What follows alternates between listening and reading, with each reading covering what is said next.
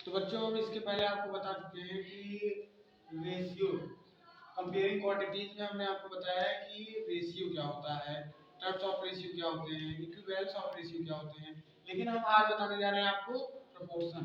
आपको क्या बताएंगे? हम प्रोपोर्शन बताएंगे कि प्रोपोर्शन क्या होता है।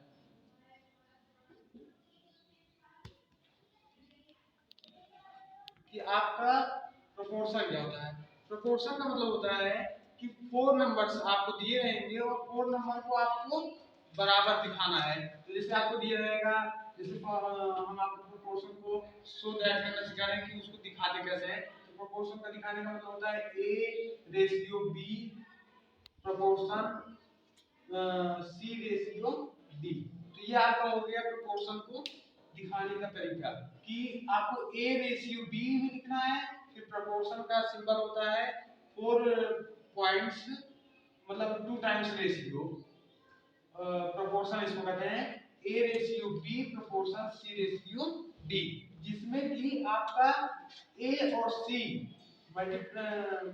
A और D मल्टीप्लाइड होते हैं, A एंड D और B एंड C मल्टीप्लाइड होते हैं। जैसे कि इसको लिखेंगे हम A upon B equal to C upon D।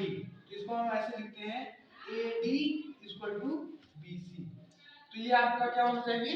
यही प्रोपोर्शन का तरीका है लिखने का कि A ratio B proportion C ratio D।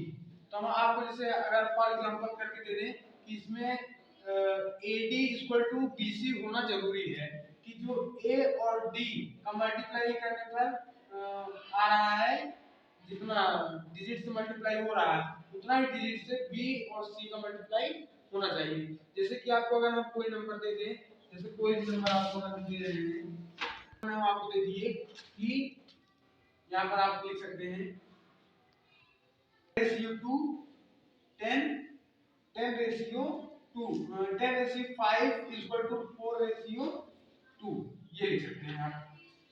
10 ratio 5 equal to 4 ratio 2।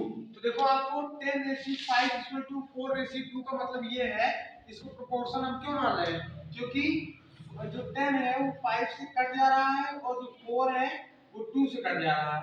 और देखिए 5 2 जा 10 और 2 4 जा 10, देखो दोनों का 2 ही 2 आ रहा है, 2 इक्वल टू 2 आ रहा है, 2 इक्वल टू 2 आ रहा है। तो इसका कहने का मतलब ये हो रहा है कि ये 2 जो है ये क्या है? A और D है, A और A and D, AD equal to BC। देखो ये दोनों बराबर हो रहा है कि नहीं? जो हम A और D का मल्टीप्लाई करने के बाद पा रहे हैं और जो हम B और C का मल्टीप्लाई करके पा रहे हैं, तो ये दोनों इक्वल आ रहे हैं। कितना आ रहा है? इक्वल। तो इसी को हम कहते हैं प्रोपोर्शन। क्या कहते हैं? प्रोपोर्शन, जो कि दोनों साइड इक्वल हो, दोनों साइड इक्वल हो। जैसे कि हम ऐसे मल्टीप्लाई भी कर सकते हैं इधर, सपोज दैट यहाँ पर आपको ले लीजिए 10 अपॉन 5 इक्वल टू 4 अपॉन 2। अगर हम इसका मल्टीप्लाई कर रहे हैं, ये आपका A ये D है, तो मतलब 10 into 2 इक्वल टू ये आपका B है, ये C है, 5 into 4। देखो 10 टू जा 20 इक्वल टू 4 5 से 20। देखिए आपका दोनों साइड इक्वल आ रहा है। तो इसी को हम, अगर दोनों साइड इक्वल आ जाए मल्टीप्लाई करने पे, तो उसी को हम प्रोपोर्शन कहते हैं। क्या कहते हैं? प्रोपोर्शन। जैसे कि फॉर एग्जांपल में हम कोई भी ले सकते हैं यार, प्रोपोर्शन निकालना है नंबर आर का नंबर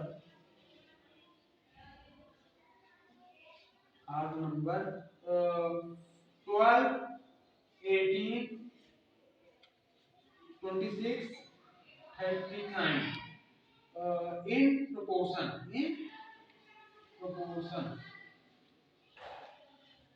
इसका प्रोपोर्शन मतलब क्या होगा?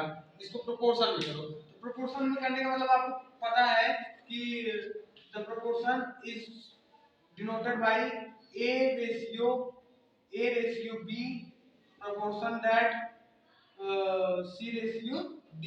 और यहाँ पर ऐसा होता है तो इसको भी हम लिखेंगे 12 रेशियो 18 प्रोपोर्शन 26 रेशियो 39। अब हम क्या करेंगे?